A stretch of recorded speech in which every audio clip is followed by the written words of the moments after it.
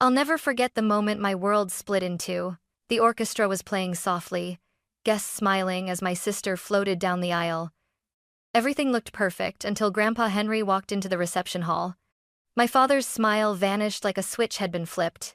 He stepped forward, voice cold enough to freeze the room. "You don't deserve to be here." The laughter died. Glasses stopped midair. Grandpa stood there, clutching a small gift box, his old suit trembling in the light.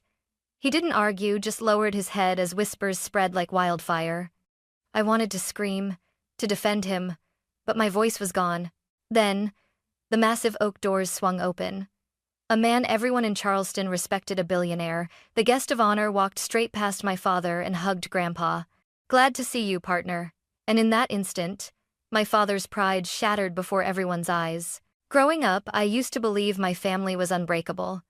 My dad, David Parker, was the kind of man people respected or feared. He built a real estate business from scratch and never stopped reminding us that appearances matter. My mom followed his lead, quiet and polished, while my older sister Emily inherited his charm, his ambition, and, unfortunately, his pride. Me? I was the observer, the one who stayed quiet at dinners when Dad complained about Grandpa Henry. "Your grandfather could have been something if he hadn't wasted his life fixing old houses," Dad would sneer, swirling his whiskey. "He clings to the past because he never had the guts to move forward." Mom never contradicted him. Emily laughed along, but I always felt a knot twist in my stomach. Grandpa wasn't rich, but he was kind, humble in a way that made people trust him instantly. When I visited him on weekends, he'd hand me lemonade, show me photos of Grandma, and tell stories about helping veterans rebuild homes. "Your father chases towers of glass," Grandpa used to say, smiling sadly. "But the real foundations worth building are people." When Emily got engaged, Dad treated the wedding like a corporate merger. The guest list was filled with CEOs, politicians, socialites, people who could elevate our family image. Every flower, every dish, every song had to scream status.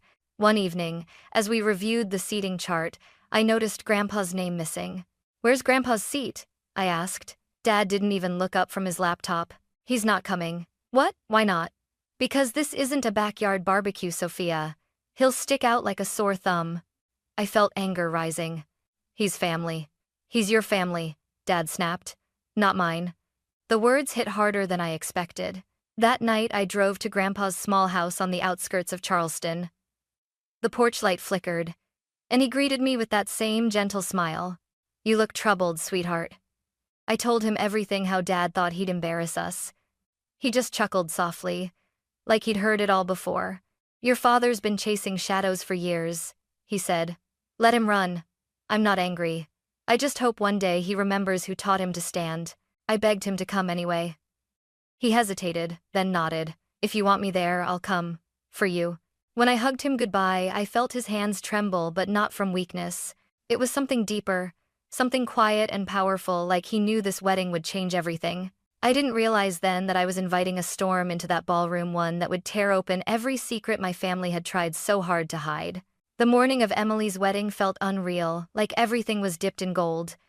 The hotel buzzed with stylists, florists, and photographers. Dad barked orders into his phone while Mom adjusted her pearl necklace for the 100th time. Every corner smelled of money and perfection. But when Grandpa Henry stepped out of the cab, everything stopped. I saw him through the glass doors, his gray hair neatly combed, his old navy blue suit pressed, shoes polished to a dull shine. He carried a small gift box wrapped in gold paper, careful like it was something sacred. "Grandpa's here," I whispered to Mom. Her smile faltered. "Oh dear." Dad turned, his jaw tightening instantly. "He came?" "I invited him," I said softly. "Sophia," he hissed. "This wedding is full of Charleston's elite people who know how to dress for an event like this. He'll embarrass us." Before I could reply, Grandpa entered the lobby. His eyes found mine first, and he smiled with that familiar warmth that made me feel 5 years old again. "You look beautiful, Sophia." He extended his hand toward Dad. "David." Dad didn't shake it. Instead, he scanned Grandpa from head to toe, his expression sharp enough to cut glass. "Dad, I told you this wasn't necessary. I just came to wish Emily well," Grandpa said quietly. Family should be together on a day like this. You should have stayed home, Dad snapped. This isn't your world anymore. My stomach twisted. Mom touched Dad's arm, whispering, David, please, but he pulled away. Don't start, Linda. He had his chance to be part of this family years ago. The wedding planner rushed by, pretending not to hear, but the tension was thick enough to stop her in her tracks. When the ceremony began, I noticed Grandpa sitting in the back row, alone. He clapped when Emily walked down the aisle, though she never glanced his way. Later, at the reception, the orchestra played soft jazz, champagne glasses clinked, and the chandeliers shimmered like stars. Grandpa waited patiently in line to greet the newlyweds, still clutching the small gift box. When his turn came, he smiled. Emily, you look radiant. I'm so proud of you. Emily hesitated, glancing nervously at Dad. That's when Dad stepped forward, voice booming across the marble floor. You don't deserve to be here. The music stopped mid-note. Guests froze, forks suspended in midair. A silence heavier than shame filled the room. Grandpa's face didn't change, only his eyes dimmed slightly, as if a quiet light inside had flickered. He bowed his head and whispered, I understand. He turned slowly toward the exit, the gold box still in his trembling hands. I wanted to follow him, but just as he reached the door, the massive oak doors swung open, and the moment that followed would silence my father forever. For a few seconds, no one breathed. The echo of my father's voice, you don't deserve to be here, still hung in the air like smoke after a fire. Glasses were half raised, whispers like faint static spreading from table to table. I could feel every eye on Grandpa as he stood frozen near the door, the soft music now replaced by the sound of his uneven breath. Emily's face went pale. The photographer lowered his camera. Even the waiters stopped moving. Dad stood tall, chest puffed out as if he'd just defended his honor, not shattered someone else's. Dad, please, I whispered. Stop. He didn't even look at me. He shouldn't have come, he said flatly. He's not part of this anymore. Grandpa straightened his back, his shoulders shaking slightly. I didn't mean to intrude, he said quietly, his voice steady despite the tremor in his hands. I only wanted to see my granddaughter happy. He turned toward the door. That's when I noticed the small gold box slip from his grasp. It hit the floor softly, a dull thud that somehow sounded louder than the orchestra ever had. I rushed to pick it up, but he shook his head. Leave it, Sophia, he murmured. It's just a gift, not worth more trouble. Something inside me cracked. You shouldn't let him speak to you like that. He smiled faintly, his eyes glistening. Let him speak. Sometimes, silence says more than words. As he reached for the exit, the grand oak doors swung open, light spilling into the ballroom. A man in a navy suit entered, his presence commanding instant respect. The murmurs started before anyone could even see his face clearly. Isn't that Michael Donovan, the Donovan Group CEO? What's he doing here? My father froze. Donovan was the most powerful philanthropist in Charleston, the kind of man Dad had spent years trying to impress. The crowd parted as Mr. Donovan strode across the marble floor, scanning the guests. Then his eyes landed on Grandpa. His entire expression softened. Henry?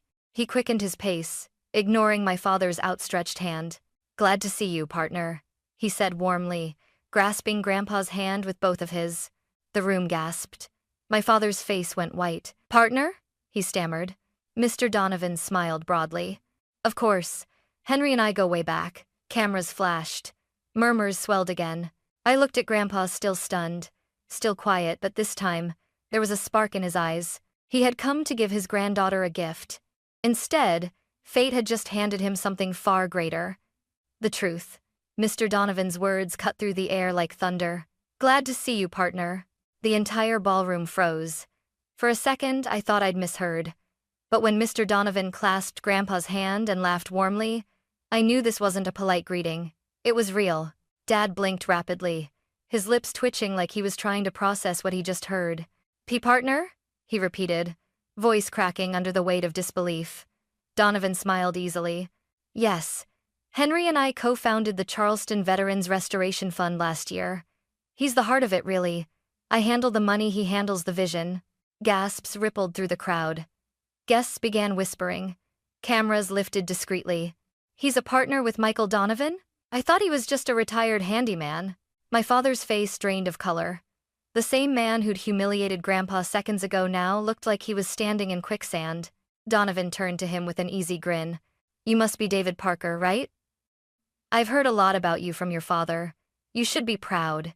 He's a remarkable man." Dad's mouth opened, but no sound came out. Meanwhile, Grandpa's steady, calm, just chuckled softly. "Michael, I told you not to make a fuss," he said, his voice humble as ever. "This night belongs to my granddaughter." Donovan waved his hand dismissively. "A man like you deserves recognition, Henry. You've built more homes for veterans than most organizations combined. And now, with the expansion grant, your late wife's name will live on in every brick." The room erupted in applause. Mom wiped away tears.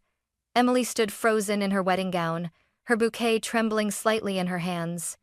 Even she looked ashamed now. I glanced at Dad, his pride collapsing in real time.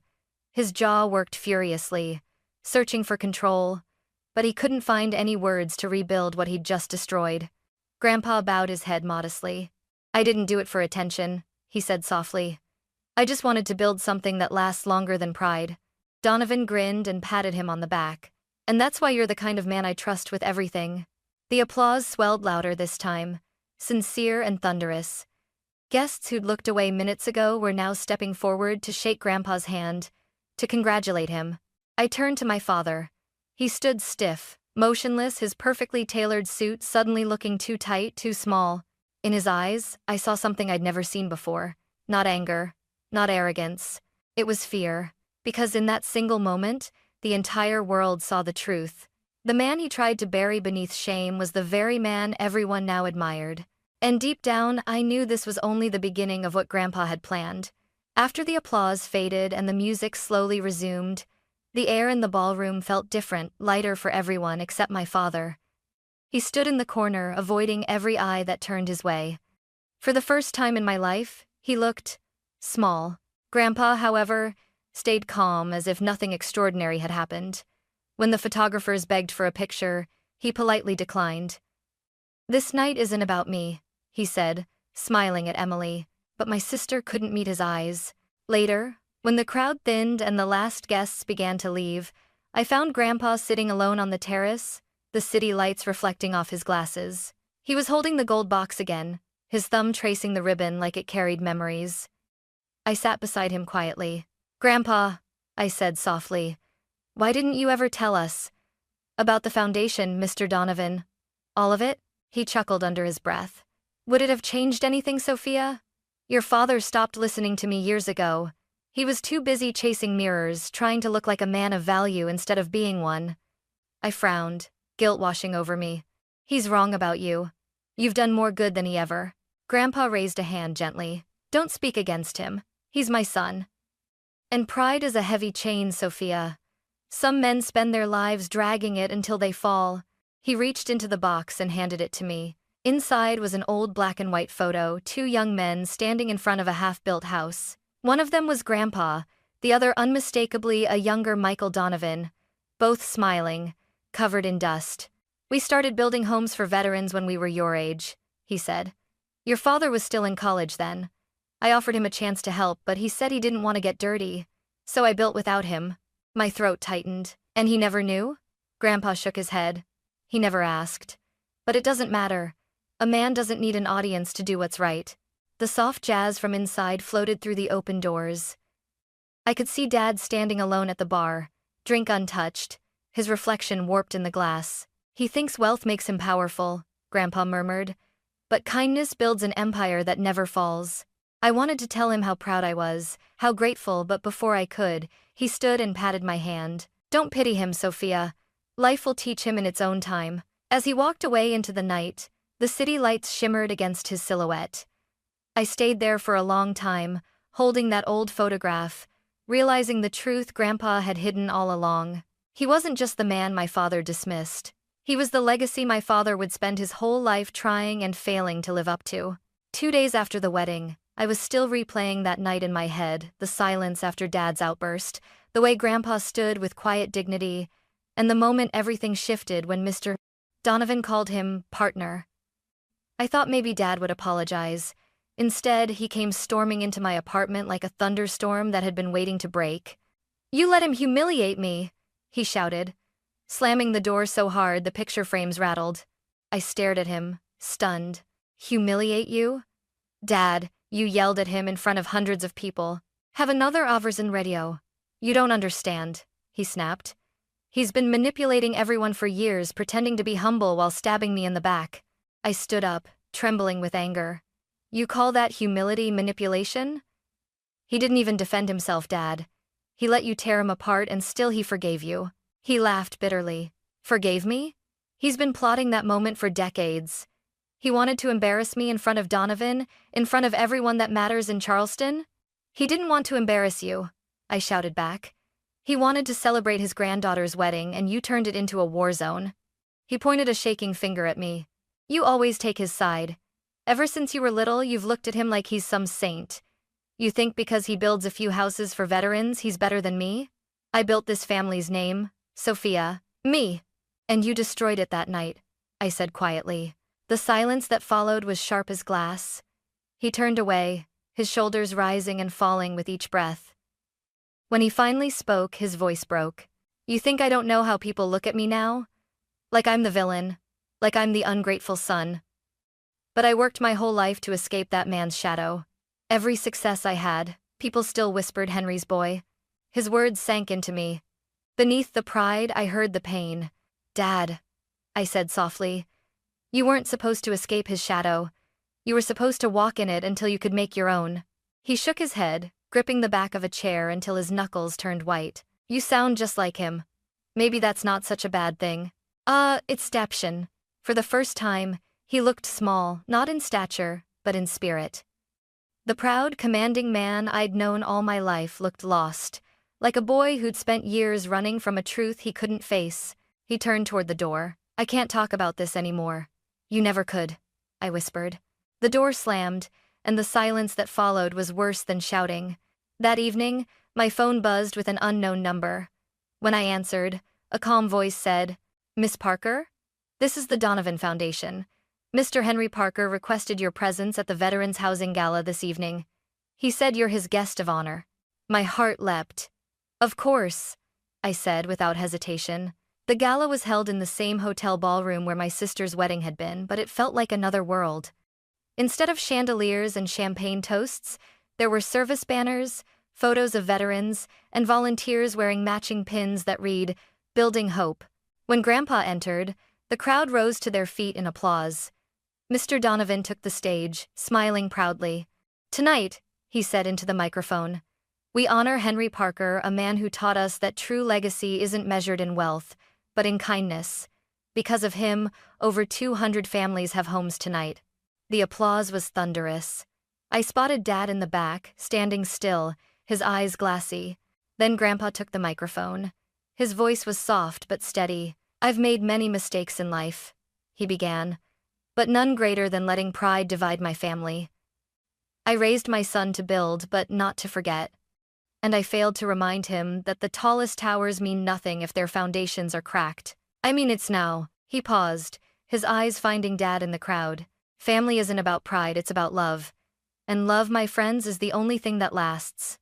There was no applause this time, only silence thick with emotion. Dad blinked rapidly, jaw trembling. Then, slowly, he began to clap. The sound echoed in the hall, hesitant at first, then stronger as others joined. I felt tears sting my eyes. Grandpa smiled faintly and stepped down from the stage, walking straight to Dad. You taught me how to stand, son, he said quietly. Now it's your turn to remember why. Dad's face crumpled. He reached out, gripping Grandpa's shoulder. No words, just a raw, trembling silence between them. I realized then that sometimes the hardest battles aren't won with revenge or justice, but with forgiveness that burns before it heals. That night, under the soft light of the ballroom, the Parker family's pride finally broke, and in its place, something far stronger began to grow. The night of the gala felt like a storm that had finally passed. I could still see the image burned in my mind, Dad and Grandpa standing face to face, the unspoken years between them melting into something fragile but real. When the music started again, it wasn't loud or grand. It was quiet, like the sound of forgiveness. Later, as guests began to leave, I found them on the terrace, the same spot where Grandpa had stood alone at the wedding. humiliated and silent. This time, they stood together. Dad spoke first. "Dad, I was wrong," he said, his voice rough with exhaustion. "I spent half my life trying to prove I was better than you. And all I proved was that I didn't know you at all." Grandpa smiled faintly, the wrinkles around his eyes deepening. "We all forget what really matters sometimes," he said. "The important thing is remembering before it's too late." They embraced awkwardly at first, then tighter, like neither of them wanted to let go. I felt something loosen inside me, a knot I hadn't realized I'd been carrying for years. After a moment, Grandpa turned to me, pulling a folded envelope from his coat pocket. "Sophia," he said, "I want you to have this." Inside were documents, half of his shares in the Veterans Restoration Fund. My heart nearly stopped. "Grandpa, I can't accept this. It's yours." He shook his head. "You have your father's drive, but your mother's heart. That's the balance our family needs. One of you builds, the other keeps it human." Tears welled in my eyes. "I don't deserve this." "Then earn it," he said with a wink. Dad looked between us, eyes red but softer than I'd ever seen. "He's right," he murmured. "You'll carry both of us forward." For the first time, we all laughed together, not forced, not polite, but genuine. As we left the gala, Grandpa slipped his arm through mine, his steps slower now but steady. "You know, Sophia," he said, "people spend their lives trying to build empires, but the only ones that last are made of love." I smiled through the tears. "You already built yours, Grandpa." He chuckled softly. "Then promise me you'll keep expanding it." That night, as I watched him and my father walk ahead of me into the warm Charleston air, I realized something simple yet profound. Forgiveness doesn't erase the past. It rebuilds what pride once tore apart, and in that fragile peace between father and son, I saw the foundation of something new, a legacy not of wealth or power, but of love rediscovered. A month later, Charleston woke to gray skies and soft rain. Grandpa Henry passed peacefully in his sleep. The man who had been quiet in life left in silence, too, no drama, no headlines, just peace. The funeral was held at St. Augustine Church, filled to the doors. Veterans in crisp uniforms stood shoulder to shoulder with businessmen, local families, and friends whose lives Grandpa had touched in ways we were only now beginning to understand. Mr. Donovan spoke first, his voice echoing gently under the high ceilings. "Henry Parker never sought recognition," he said. "He built homes, not monuments. But in doing so, he built something far greater: hope." Dad sat beside me, his hands trembling. I'd never seen him cry before, but as Donovan's words faded, tears rolled silently down his face. I reached over and took his hand. He squeezed it, whispering, "He built everything I wanted to, but without losing himself." After the service, we stood before Grandpa's casket as the rain tapped softly against the windows. Dad cleared his throat. "I want to finish what he started," he said. "For him and for us." And he did. Together, we reopened the Henry Parker Foundation, expanding its mission to help not only veterans but also low-income families across South Carolina. Every new house we built carried a plaque with Grandpa's favorite saying engraved beneath the foundation stone: "We rise by lifting others." When the first new housing project opened, Mr. Donovan attended, standing proudly beside Dad and me. Cameras flashed, but I barely noticed. My eyes were on the sunlight glinting off the bronze plaque. Dad turned to me quietly. "You know," he said, "your grandfather would have been proud of you." I smiled. "No, Dad. He'd be proud of us." He nodded, tears glistening again, but this time they weren't from shame. They were from peace. That evening, we went home to Grandpa's old house. It smelled faintly of cedar and lemon polish, just as it always had. On his desk sat a sealed envelope addressed to me. Inside, in his neat handwriting, were the words, "Sophia, remember, legacy isn't what we leave behind, but who we lift along the way. Keep building. Love, Grandpa." I pressed the letter to my heart. The world outside was quiet, the air warm with the scent of rain and magnolias. For the first time, I didn't feel like I was standing in the shadow of my family's past. I was standing in its light. And as the sun broke through the clouds that evening, I whispered, "You were right, Grandpa. Love really is the only foundation that never cracks."